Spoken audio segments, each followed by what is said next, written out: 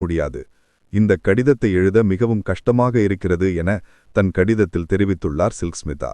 நடிகை சில்க் ஸ்மிதா தற்கொலை செய்து கொண்ட பிறகும் கூட ஒரு சிலர் மார்ச்சுவரியுள் அவரின் உடலை பார்த்து சென்றதாக சினிமா பத்திரிகையாளர் சபிதா ஜோசப் தெரிவித்துள்ளார். பிரபல சினிமா பத்திரிகையாளர் சபிதா ஜோசப் நடிகை சில்க் ஸ்மிதா இறப்புக்குப் பிறகு நடந்த சம்பவங்களை பகிர்ந்துள்ளார். அதில் அவர் கூறியிருப்பதாவது: தற்கொலை தகவல் கிடைத்ததும் உடனே நான் அவரின் வீட்டுக்கு ஓடினேன். சேலையில்தான் தூக்க மாட்டியிருந்தார். வழக்கமாக தூக்க மாட்டினால் நாக்கு வெளியே தள்ளிவிடும். ஆனால் ஸ்மிதாவுக்கு அப்படி ஆகவில்லை. மாறாக உறங்கிக் கொண்டிருக்கும் குழந்தை போலவே அழகாக இருந்தார். நான் அதை தற்கொலையாக பார்க்கவில்லை, கொலை என்றுதான் நான் நினைத்தேன். பணம் அங்கு விளையாடும்போது மற்றவர்கள் என்ன செய்ய முடியும் என்று கூறியுள்ளார். சென்னை அரசு பொது மருத்துவமனை மார்ச்சுவரியில் சில்க் ஸ்மிதாவின் உடல் அலங்கோலமாக இருந்தது தகவல் கிடைத்ததும் மார்ச்சுவரிக்கு புலியூர் சரோஜாவும் SP முத்துராமனும் சென்றனர். அப்போது உடலில் துணியில்லாமல் இருந்ததை பார்த்ததும், எவ்வளவு பெரிய ஆர்டிஸ்ட் பா இப்படி போட்டு வச்சிருக்கீங்களே என்று SP முத்துராமன் ஆதங்கப்பட்டார்.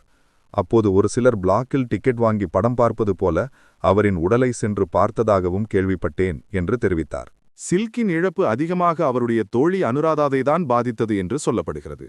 நடிகை சில்க் ஸ்மிதா தற்கொலை செய்து கொள்வதற்கு ஒரு நாள் முன்னதாகவே தான் அனுராதாவிடம் தொலைபேசியில் பேசியுள்ளார்.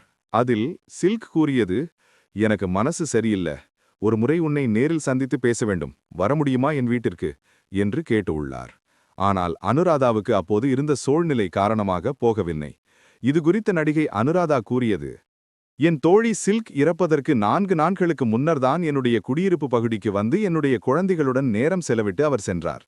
அதோடு அடுத்த சில நாட்களிலேயே நான் கன்னட படம் ஒன்றில் பாடல் காட்சிகளில் நடிப்பதற்காக செல்கிறேன் என்றும் என்னிடம் தெரிவித்திருந்தார். சில்க் இறப்பதற்கு முன்தினம் என்னை தொலைபேசியில் அழைத்து உன்னிடம் பேச வேண்டும், வர முடியுமா என்று கேட்டாள்.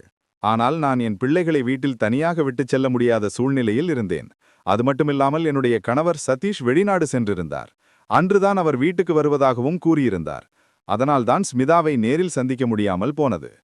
பின் நான் அவளிடம் மறுநாள் வந்து சந்திக்கிறேன் என்று கூறினேன். ஆனால் அடுத்த நாள் காலையில் ஸ்மிதா தற்கொலை செய்து கொண்டதாக தகவல் எனக்கு வந்தது. இந்த தகவல் என் நெஞ்சை பிளக்கும் அளவிற்கு இருந்தது. அன்று ஸ்மிதாவின் அழைப்பை ஏற்று நான் அவருடைய வீட்டிற்கு சென்றிருந்தால் ஸ்மிதா என்று உயிருடன் இருந்திருப்பார் என்று மனவேதனையுடன் அனுராதா தெரிவித்துள்ளார். சமீபத்தில் வெளியான மார்க் ஆண்டனி திரைப்படத்தில் சில்க் ஸ்மிதாவின் காட்சி ஒன்று இடம்பெற்றிருக்கும்.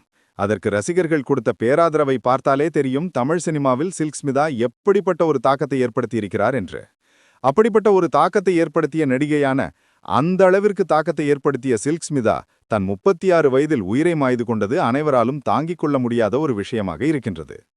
என்னதான் சில்க் ஸ்மிதா கவர்ச்சியாக நடனமாடினாலும்